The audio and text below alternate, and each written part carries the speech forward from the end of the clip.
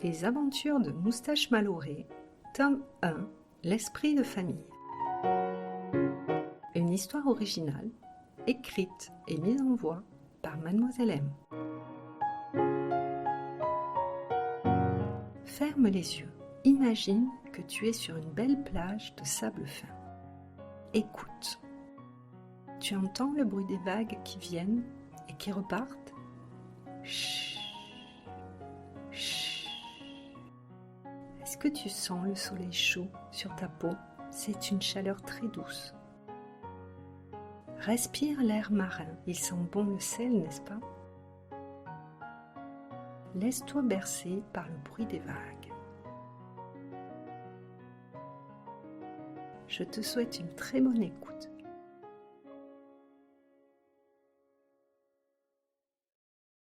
Chapitre 22.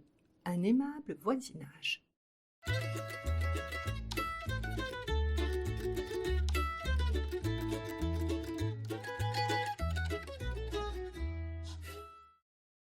Bonjour les enfants, comment allez-vous? Deux sourires étiraient leur visage.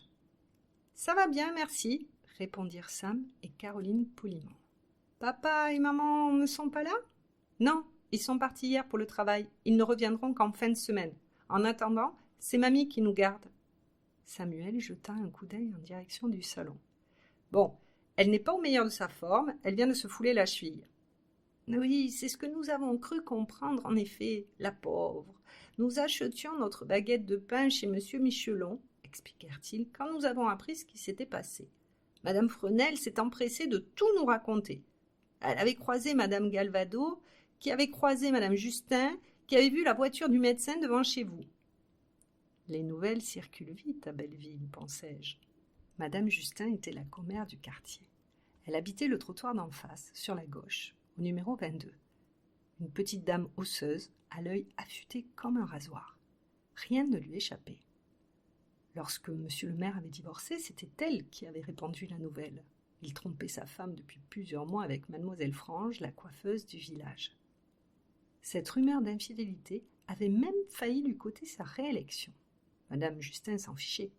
Elle disait que, dans la vie, il faut toujours assumer ses responsabilités. Elle connaissait tous les ragots qui traînaient, et elle les colportait sans se gêner.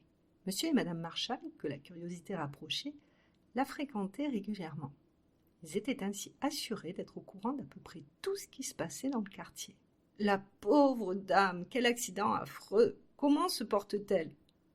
Elle va bien, nous en faites pas. Henriette leva aussitôt les bras. Forcée de rester assise, elle ne pouvait faire que cela. Elle n'en revenait pas de la désinvolture avec laquelle ses petits-enfants parlaient de sa chute. Ils auraient dû être scandalisés. Au lieu de cela, ils minimisaient l'affaire et en profitaient pour la brocarder. L'esprit rongé par l'amertume, elle devait penser que la jeunesse d'aujourd'hui ne respectait vraiment plus rien. Pourrions-nous la voir un instant? Elle doit être fatiguée. Alors, nous ne resterons pas longtemps. Madame Marchal tendit ses mains en avant. Nous avons apporté une tarte au quetch. Notre jardin en regorge. Nous en avons à ne plus savoir qu'en faire. Merci beaucoup, répondirent-ils en s'emparant du gâteau. Ils avaient l'air ravis. Caro, tu veux bien aller la prévenir, s'il te plaît? Ok, mais t'as intérêt à m'attendre avant de commencer, répondit-elle en pointant son petit doigt dictatorial en direction de son frère. Monsieur et madame Marchal souriaient. Ils les regardaient se chamailler et semblaient trouver les deux enfants tout à fait charmants.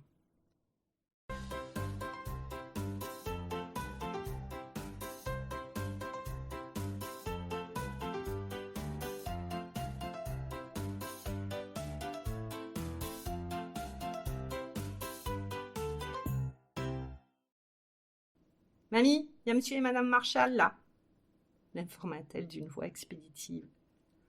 Monsieur et madame Marchal? Oui, tu sais, ces voisins qui veulent toujours tout savoir sur tout, ceux qui ont le gros chien horrible. Aussitôt, monsieur et madame Marchal blêmirent.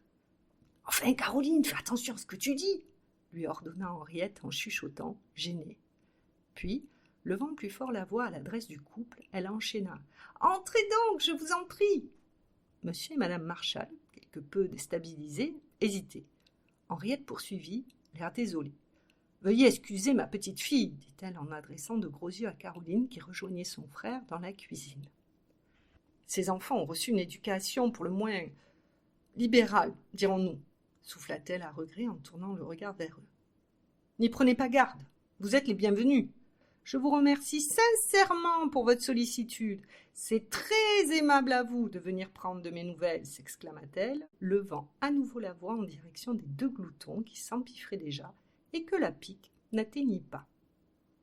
Elle invita le couple à s'asseoir, feignant un réel enthousiasme. « J'aurais bien aimé avoir eu le plaisir de faire votre connaissance en d'autres circonstances, mais que voulez-vous » Elle eut un geste d'impuissance, leur désignant sa cheville. « Vous m'excuserez de vous accueillir dans une si misérable posture, mais le médecin a été catégorique. Il m'a interdit de bouger le pied d'un millimètre, au moins jusqu'à demain. » « Allons donc, mais quelle histoire! C'est à peine croyable.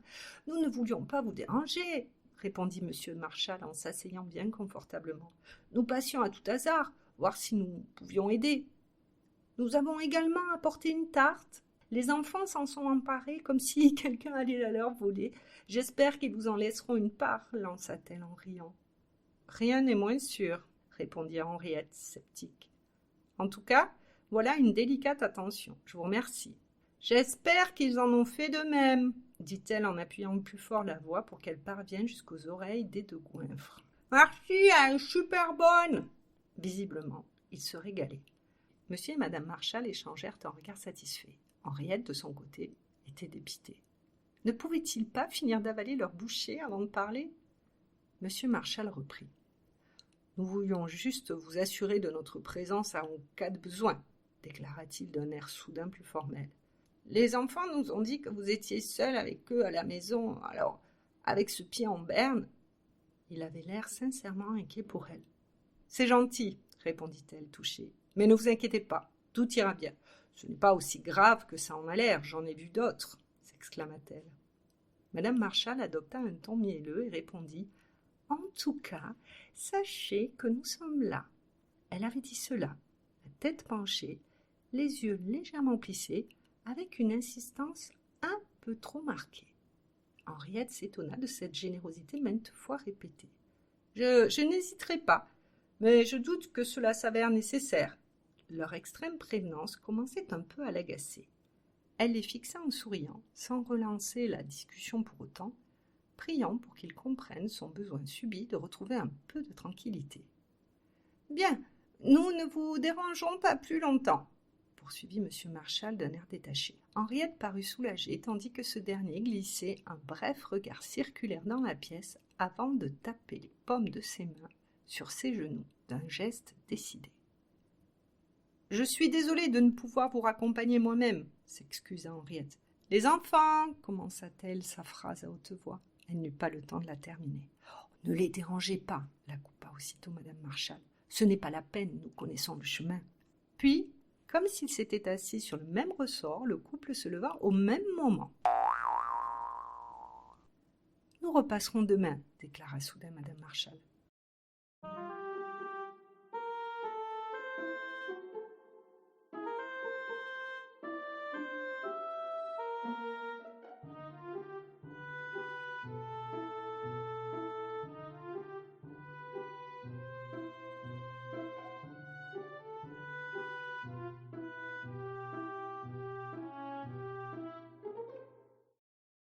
Je vis à la mine circonspecte d'Henriette que la perspective d'une seconde visite ne l'enchantait guère.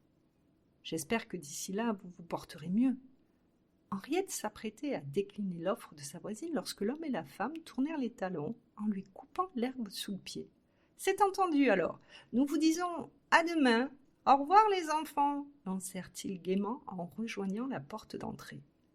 Henriette souffla, déçue de ne pas avoir osé être plus ferme. Je m'interrogeais. Que lui arrivait-il donc? Ce n'était pourtant pas son genre de se laisser envahir ainsi. Les émotions des dernières heures semblaient l'avoir épuisée. Dépitée, elle alluma la télévision. Elle voulait se changer les idées. Une publicité pour un nouveau dentifrice offrant un brossage révolutionnaire résonna dans la pièce. Elle zappa, contrariée. Elle portait un dentier. Caroline et Samuel, de leur côté, étaient en train de préparer une collation destinée à enterrer l'âge de guerre, à en juger par la quantité monstrueuse de crème chantilly qui l'ornait. Moi, je regagnais mes appartements, la pâte traînante, tandis que cette vieille bûche héritait de la dernière part de tarte. Depuis son arrivée, c'était la seconde fois qu'un bon repas me passait sous le nez.